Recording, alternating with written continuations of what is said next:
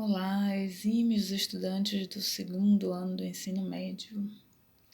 Bom, nós vamos falar hoje aqui sobre algumas irregularidades de verbos. Estudar verbo nunca é algo fácil, aliás, nenhuma aprendizagem é fácil, né? Tudo requer muita atenção e muita prática. Estudar verbo é uma coisa que exige, aliás, muita prática da gente. Então, não é com passe de mágica, não existe um toque mágico que faça a gente aprender de uma hora para outra, certo? Então, aqui no livro de vocês, tem alguns verbos e tem alguns tempos verbais indicados. Por exemplo, aparece aqui o pretérito indefinido, que é um pretérito acabado, terminado temporalmente, não tem nenhuma relação com o futuro. Tem o futuro imperfeito do subjuntivo, lembrando que subjuntivo é um modo verbal que indica dúvidas, hipóteses. E temos também o pretérito imperfeito do subjuntivo. Isso nesta parte aqui, tá? Então, observem aí que o verbo andar, ele é um verbo que tem uma irregularidade grande, porque ele é um verbo simples, primeira conjugação, mas quando ele vai para a conjugação do pretérito indefinido, ele fica muito diferente do normal, entenda esse normal entre aspas, tá? Então ele fica yo anduve, tu anduviste, ele anduvo, nosotros anduvimos, vosotros anduvistes, ellos anduvieron. Na sequência, vocês podem ver ainda através do livro de vocês, né, que é igualzinho o meu, que tem uma quantidade boa de verbos. Então, a gente não vai fazer um por um, porque eu preciso que vocês estudem com atenção em casa. O que eu quero deixar claro para vocês é que os verbos que estão ditos aqui são verbos que exigem um estudo. Como eu disse antes, a gente não vai aprender da noite para o dia e nem vai aprender com toque de mágica.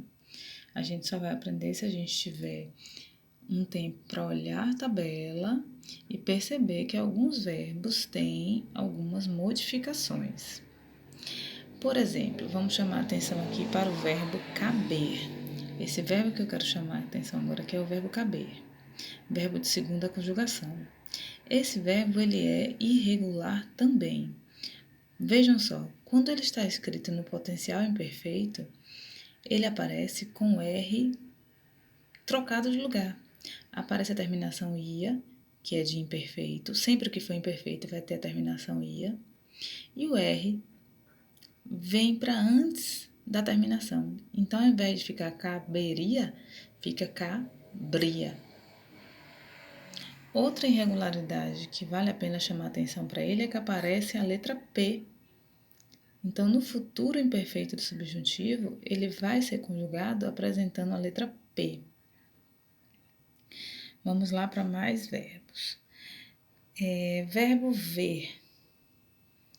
Observem o verbo ver aqui no pretérito imperfeito. Como eu disse anteriormente, se aparece a terminação ia, é porque é de imperfeito. Então, veia, veias, veia. Veíamos, veias, veiam. Aqui na página seguinte, a gente tem mais outros verbos.